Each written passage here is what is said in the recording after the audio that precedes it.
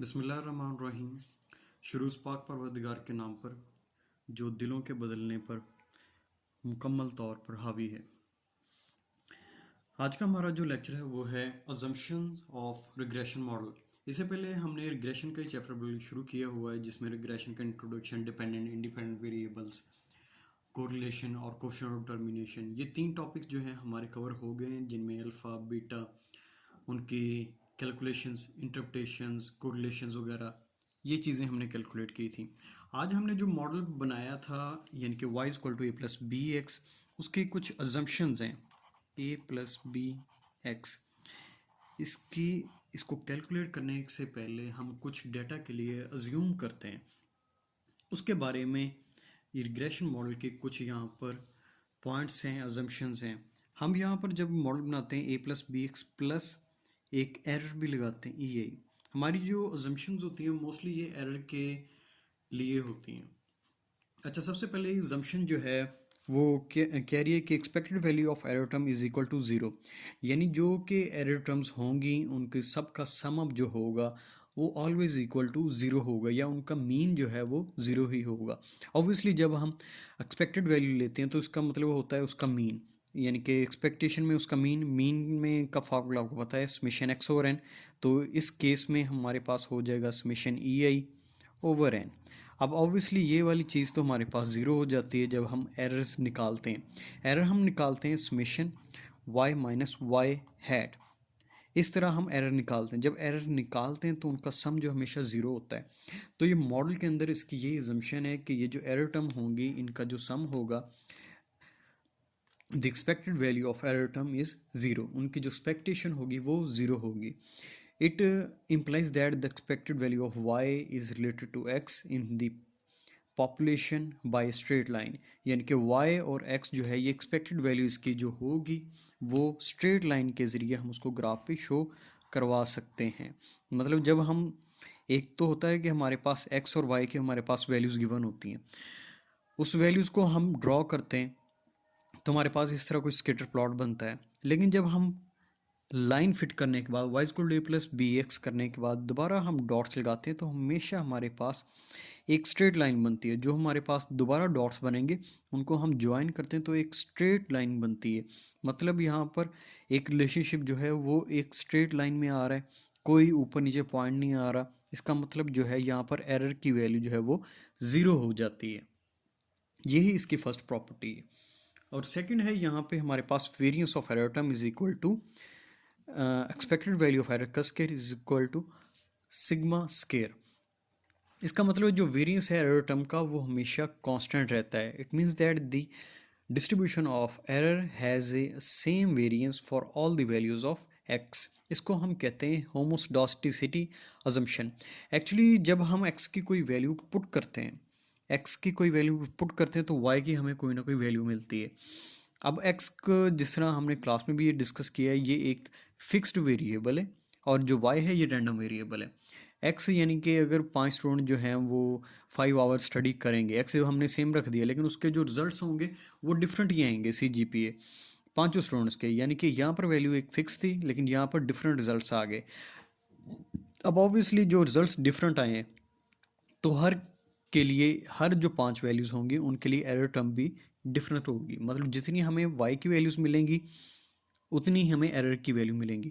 मतलब एक x की वैल्यू के अगेंस्ट हमारे पास जो है y की एक कंप्लीट डिस्ट्रीब्यूशन मौजूद होती है, यानी कि एक मुकम्मल पॉपुलेशन मौजूद होती है। मतलब y की जितनी भी वैल्यूज़ आ सकती हैं उनको हम एक कंप्लीट डिस्ट्रीब्यूशन या पॉपुलेशन कहते हैं। और जब y की डिफरेंट वैल्यूज़ आएंगे तो उसकी वजह से हमारे पास जो एरर टर्म है इसकी भी बहुत सारी वैल्यूज़ हमें मिलेंगी। x की वैल्यू एक यहाँ पर फिक्स ही है। अब यहाँ पर एक फिक्स है और y की डिफरेंट वैल्यूज़ मिल रही हैं और एरर की भी डिफरेंट वैल्यूज़ मिल रही हैं। तो यहाँ पर जब हम वेरियस कैलकुलेट करेंगे तो सम हाउ कोई ना कोई वैल्यू आएगी सिग्मा स्केयर या फिर एस स्केयर। अब x की वैल्यू हमने 2 रखी तो उसके रखने के बाद हमें y की गेन डिफरेंट वैल्यूज़ मिली और एरर की फिर डिफरेंट वैल्यूज़ मिली। लेकिन यहाँ पर भी जो हमारे पास जो होगा इनकी सारी वैल्यूज़ का वेरियंस जो है वो हमें कुछ ना कुछ मिलेगा। पहले जो हमें वेरियंस मिला वो उसको हम कहते हैं S1 स्केयर, फिर मिलेगा S2 स्केयर, इसी तरह x की 3 वैल्यू के बाद हमने S3 स्केयर, मतलब डिफरेंट वैल्यूज़ हमें मिलती जाएंगी। ये जो सारी वैल्यूज़ हैं ये आपस में इक्वल होनी चाहिए, जिसको हम कहते हैं कांस्टेंट, एक सेम वैल्यू होनी चाहिए। इसी प्रॉपर्टी को हम कहते हैं variance of error term is equal to sigma square या कांस्टेंट। इसको हम ये सिग्मा यूज होता है पॉपुलेशन के लिए, सिग्मा स्क्वायर ये वेरिएंस का साइन है, और जो S1 स्क्वायर है ये भी वेरिएंस का साइन है। अच्छा, उसके बाद है जी error terms EI EJ is equal to zero, यानी कि इसका मतलब ये जो एरर टर्म्स हैं ये आपस में इंडिपेंडेंट होंगी, मतलब एक एरर का दूसरी एरर के साथ कोई भी लिंक नहीं होगा। यहाँ पर हमने x की वैल्यू रखी 3, उसके बाद हमें y की कुछ वैल्यू मिल गई और एरर की भी कुछ वैल्यू मिल गई। उसके बाद हमने क्या किया, मतलब कि उसको मैं कह लूँ कि एरर 1 मुझे मिल गई x की 1 वैल्यू रखने से। उसके बाद x की वैल्यू मैंने 2 रखी और उसके बाद भी मुझे एरर की वैल्यू जो है कोई ना कोई मिल गई। अब ये जो एरर टर्म्स हैं आपस में, इनका आपस में कोई लिंक नहीं होना चाहिए, ये इंडिपेंडेंट होना चाहिए। ये थर्ड प्रॉपर्टी है। Error terms are independent of each other, इसको हम कहते हैं assumption ऑफ नो सीरियल और ऑटो कोरिलेशन। हम इसको कहते हैं कि इन दोनों के दरमियान कोई भी कोरिलेशन नहीं होना चाहिए। उसके बाद है जी next expected value of I, expected value of x और error term is equal to zero, यानी ये जो एक्स की वैल्यूज़ हैं और ये जो एरर की वैल्यूज़ ये आपस में इंडिपेंडेंट होनी चाहिए, इनका आपस में कोई भी लिंक नहीं होना चाहिए। और उसके बाद लास्ट प्रॉपर्टी है 5th नंबर पे कि जो एरर टर्म है are normally distributed with a mean zero and a constant variance, यानी कि जो एरर टर्म है इसका जो मीन होता है वो म्यू होना चाहिए, ज़ीरो होना चाहिए सॉरी, और जो इसका वेरिएंस है वो सिग्मा स्क्वायर होना चाहिए। ये वही चीज़ है, यहाँ पर एक्सपेक्टेड वैल्यू ज़ीरो होनी चाहिए और उसका वेरिएंस जो है वो कांस्टेंट सिग्मा स्क्वायर होना चाहिए। उसी चीज़ को यहाँ पर उसने दोबारा लिख दिया। और एक डिस्ट्रीब्यूशन होती है जिसको हम कहते हैं नॉर्मली डिस्ट्रीब्यूशन, यानी कि ये उसी के अंदर आना चाहिए ये जो एरर टर्म है। अब डिस्ट्रीब्यूशन के हवाले से आपको मैं बता दूं, जो न्यू स्टूडेंट्स हैं स्टैट्स के, मैं जनरल थोड़ा सा उनको आइडिया देता हूँ कि डिस्ट्रीब्यूशन क्या होती है। एक्चुअली डिस्ट्रीब्यूशन होती है कि बिहेवियर ऑफ डाटा, कि डाटा का बिहेवियर क्या है और उसके अंदर किस तरह की तरतीब वगैरह मौजूद है। अब उस तरह की तरतीब, उस तरह के रिजल्ट्स के हवाले से हमारे पास डिफरेंट डिस्ट्रीब्यूशन मौजूद हैं। अब डिफरेंट डिस्ट्रीब्यूशंस के अंदर हमारे पास एक डिस्ट्रीब्यूशन है नॉर्मल डिस्ट्रीब्यूशन। अब ये जो नॉर्मल डिस्ट्रीब्यूशन है इसकी शेप होती है, एक्चुअली जब हम इसको ड्रॉ करते हैं ग्राफ के ऊपर, तो इसकी शेप इस तरह से बनती है जिसको हम नॉर्मली डिस्ट्रीब्यूटेड या नॉर्मल कर्व भी इसको हम कहते हैं, नॉर्मल ग्राफ। जो हमारी अदर टर्म्स हैं वो नॉर्मली डिस्ट्रीब्यूशन, यानी कि उनका ग्राफ जो है वो इस तरह का होना चाहिए। फर्दर जब आप और सब्जेक्ट्स पढ़ेंगे तो अब आपको डिस्ट्रीब्यूशंस के बारे में मज़ीद भी पता चलता रहेगा। अच्छा, ये जो हो गई हमारे पास assumptions। इसके बाद जो है हमारा टॉपिक जो है हमारा कैलकुलेशन से वाले से, वो है स्टैंडर्ड डेविएशन ऑफ रिग्रेशन, या हम इसको कहते हैं स्टैंडर्ड एरर ऑफ एस्टीमेट।